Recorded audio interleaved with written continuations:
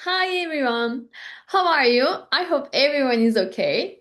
Welcome back to another episode of Academia Life. So, today I want to talk about something that takes up a huge part of my academic life, but surprisingly, people don't talk about it very often. Reading, right? Not reading novels, not reading for pleasure, academic reading, what I mean.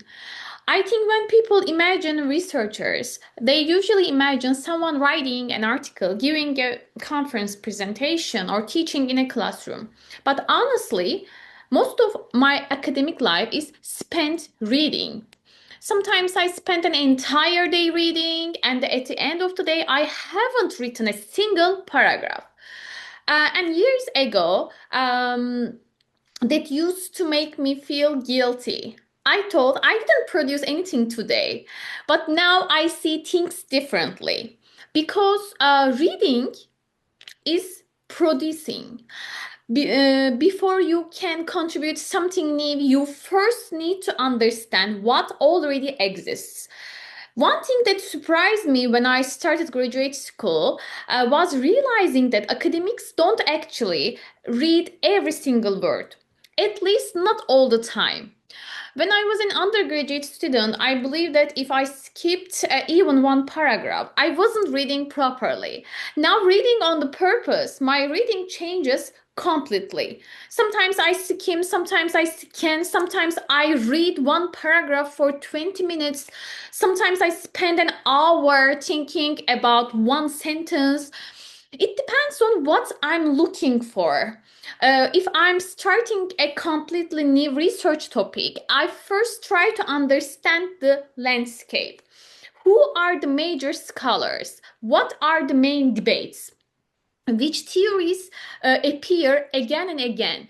Only after that do I begin reading more slowly.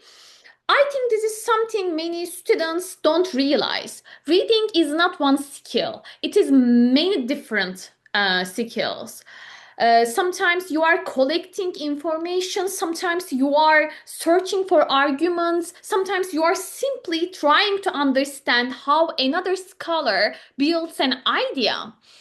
Another thing that completely changed my reading habits is taking notes differently.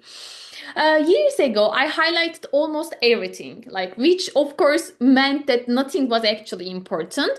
Now I ask myself one question while reading: why am I highlighting this? Is it because I agree? Because I disagree? Because it connects to my research? Or because it raises another question? The moment I started asking that question, my reading became much more active.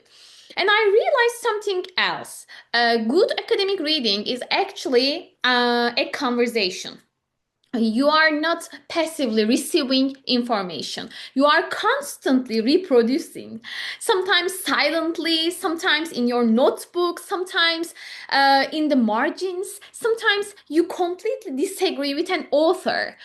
Sometimes you suddenly make a connection between two books written 20 years apart. Those moments are incredibly exciting. I think they are one of my favorite parts of research. People often ask me, how do you find research ideas? Honestly, most of them come while I'm reading, not while I'm writing. One sentence leads to another question, one article reminds me of another book, one unexpected argument makes me stop and think. But what if we looked at this differently? That's usually where a new project begins. Reading creates writing, not the other way around.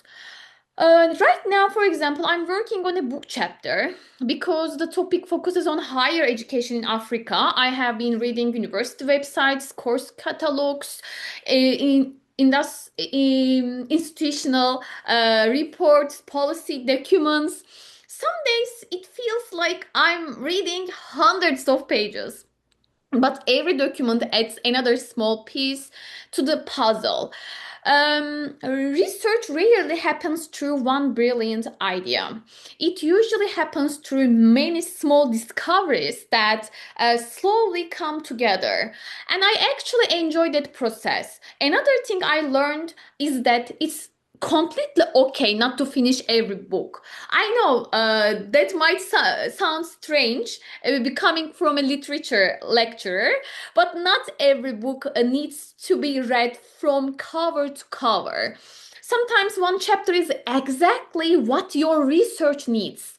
Sometimes only one paragraph matters. The important thing is reading intentionally. Underline it, please.